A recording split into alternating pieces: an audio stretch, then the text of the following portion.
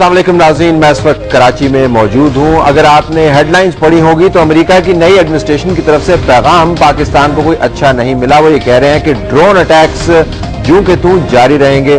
America drone attacks करना चाहता है।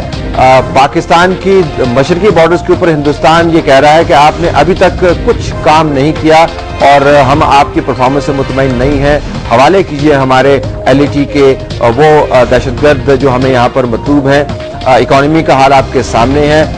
असम्बली की तरफ आप देखें तो प्रोविंशियल ऑटोनॉमी का बिल MKM ने मूव किया है। PMLN की तरफ से जो प्रेस कॉन्फ्रेंस कल हुई, अगर उसका आप तुंदो तेज लहजा देखें तो मालूम होता है कि उनकी डिमांड लिस्ट ऐसी है जिसके ऊपर आप वो कॉम्प्रोमाइज नहीं करें। पीपुल्स पार्टी की तरफ से जो पैगाम आ रहा है वो भी इतना रिकंसिलिएशन का नहीं है। एक साल के बाद हमें शायद अपनी सिमत के तयन की जरूरत है जो नहीं हो पाई और इसी वजह से हम इस मखमसे में है कि भांत भांत की बोलियां सुनाई दे रही हैं। अपने पैनलिस्ट से पूछते हैं कि पाकिस्तान की सिमत को दुरुस्त करने का, सियासी सिमत की बात कर रहा हूं, क्या ऐसा तरीका है। And when do we start. Sardar Mehtab Ahmed Khan Abbasi sahab जो मेंबर हैं कौमी असम्बली के, पाकिस्तान मुस्लिम लीग नून की नुमाइंदगी कर रहे हैं। तारिक अजीम खान साहब जो सेनेटर हैं पाकिस्तान मुस्लिम लीग क्यू के, उनको भी हम खुशामदीद कहते हैं। इस्लामाबाद में दोनों मौजूद हैं। Syed शमसाम Ali Bukhari sahab, state minister for information broadcasting representing Pakistan Peoples Party Parliamentarians, आपका भी बहुत शुक्रिया। Let me start with you Sardar sahab. मैं जरा मियां नवाज शरीफ साहब की कल की प्रेस कॉन्फ्रेंस के ऊपर थोड़ा सा हैरान हुआ। बहुत तुंदो तेज लहजा था, बहुत चुपते हुए फिक्रे थे और यूं लग रहा था कि जिस तरह वो ये कह रहे हैं कि अगले चंद माह के अंदर अगर बुनियादी फैसले नहीं हुए तो ना सिर्फ सियासत का बेड़ा गर्क होगा बल्कि मुल्क भी खतरे में है। मुख्तसरन शुरू में आपसे जानना चाहूंगा, ये ख्याल क्यों फरोग दिया जा रहा है कि पाकिस्तान की एग्जिस्टेंस खतरे में है? बहुत शुक्रिया तलत साहब। मेरे ख्याल में आपने जिस वक्त ये प्रोग्राम हम शुरू कर रहे हैं करीबन 1 साल होने को है इस हुकूमत को और नए इंतखाबात को, और इस सारी कौम जानती है कि 18 फरवरी के इंतखाबात में पूरी कौम की एक बड़ी सोच और बड़ी उमंग थी कि वो इस मुल्क में 8 साल के बाद एक डेमोक्रेटिक प्रोसेस के जरिए इलेक्टेड गवर्नमेंट्स आएंगी। और एक और बात जो पाकिस्तान की हिस्ट्री में बिल्कुल यूनिक है कि मियां नवाज शरीफ जो पाकिस्तान मुस्लिम लीग N की लीडर हैं और पाकिस्तान PMLN की जो पार्लियामेंट्री स्ट्रेंथ थी वो बड़ी तादाद में दूसरे दर्जे पर वहां कौमी असम्बली में पहुंची।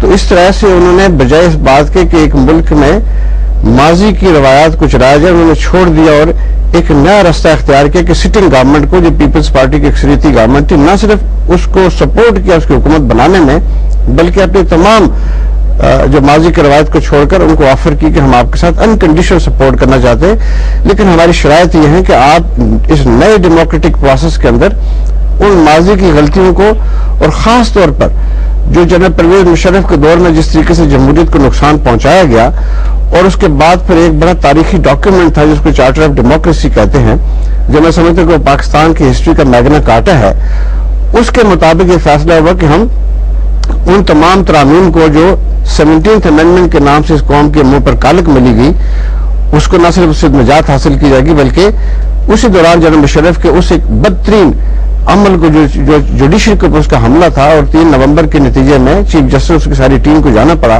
उनको कैद बंद के शोबों से गुजरना पड़ा, तो वो एक एग्रीमेंट हुआ मरी अकॉर्ड के तहत बूरबंद के अंदर कि हम इनको रेस्टोरेशन करेंगे। 3 नवंबर के अमल को न सिर्फ रद्द करते हैं बल्कि उनकी रेस्टोरेशन भी होगी और साथ साथ ये भी हमें उम्मीद थी कि हमारी सपोर्ट के साथ और इस एक नए आगाज के साथ इस मुल्क में सही जमहूरियत आएगी।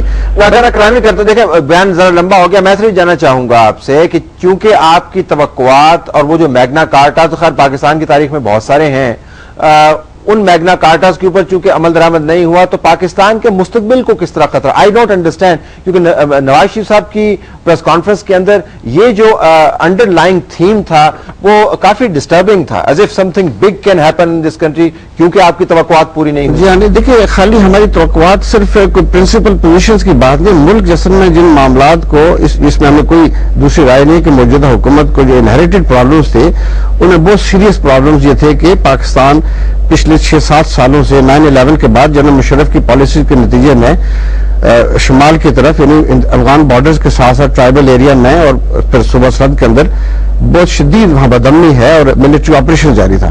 اس کے ساتھ ملک کے اندر اکانومی جو ہے وہ یکدم جو ہے وہ بالکل تباہی کی طرف چلی جا رہی تھی, اور انرجی کرائسس ہے, اس کے بعد فوڈ کرائسس تھے, اور ہمارے ملک میں مس مینجمنٹ تھی, اور دیر از اے بیڈ گورننس. تو اس کے ساتھ ساتھ بدقسمتی سے پچھلے دو مہینے کے اندر بامبے کے جو واقعہ ہوا وہاں پہ, اس کے نتیجے میں سارے معاملات ایسے آگے کہ اس گورنمنٹ کو رسپونڈ کرنا چاہیے تھا قوم کی توقع کے مطابق.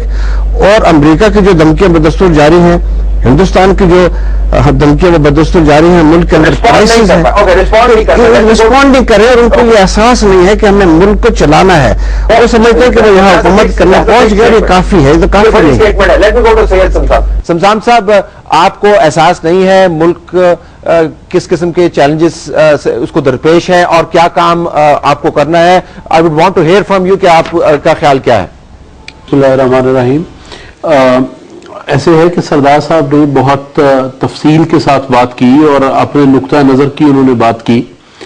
میں آپ سے یہ کہنا چاہتا ہوں کہ میں تو یہ سمجھتا ہوں کہ احساس ہی ہمیں ہے کہ ملک کس حالات سے گزر رہا ہے اور اس کو کس طرح بچانا ہے.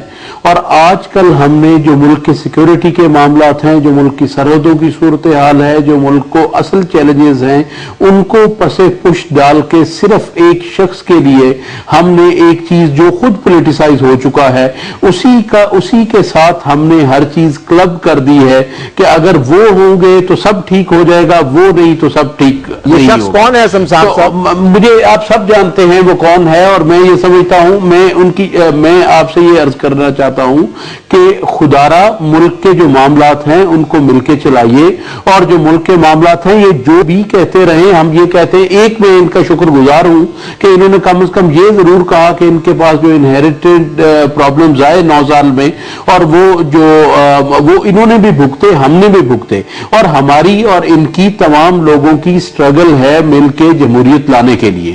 لیکن عرض یہ ہے کہ جب جمہوریت آ گئی تو جس طرح کی چیزیں ہم نے کل سنی ہیں, آئی ہوپ کہ وہ کوئی سیریس نہیں ہوگی, وہ ایک جذبات میں کہہ گئے ہوں گے, لیکن اگر وہ ایسی بات ہے تو پھر تو ہم جمہوریت کو ڈیریل کرنے کے لیے خود کوشاں ہیں. اور اس کا مطلب تو یہ ہوا کہ اگر ایک سرٹن گروپ یا سرٹن پارٹی کی حکومت ہے جو جمہوریت ہے, اور اگر کسی اور کو عوام کا مینڈیٹ مل جائے تو جمہوریت نہیں ہے.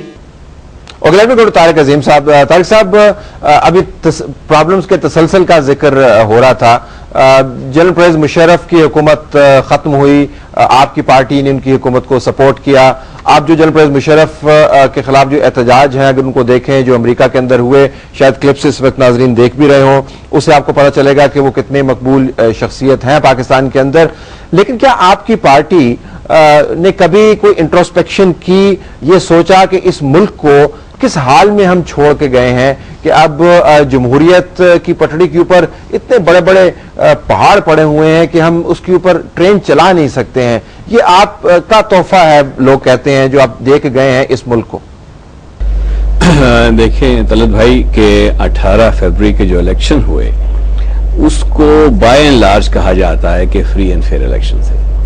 دوسری بات یہ کہ ہماری طرف سے کسی قسم کی ایسی بات نہیں کی گئی یا ایکشن لیا گیا کہ ہم جو لوگوں کی رائے ہے اس کو ہم مسترد کر دیتے.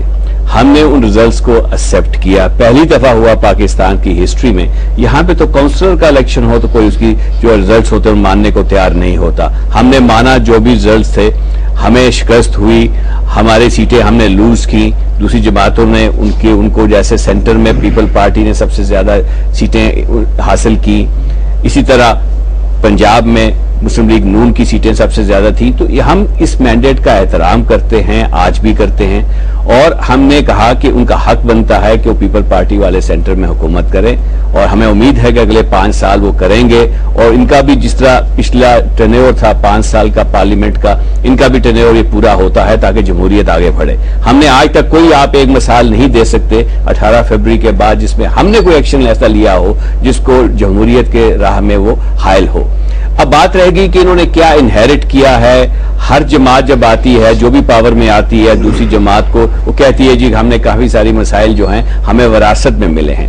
کچھ تو ٹھیک ہے آپ یہ کہہ سکتے ہیں, جیسے فرنٹیئر میں جس کی مثال آپ نے دی, جو وہاں پہ حالات ہیں 9/11 کے بعد ہیں, اس سے تو کوئی انکار نہیں کر سکتا. اب اس پہ کیا حکمت عملی اپنائی گئی پہلے اور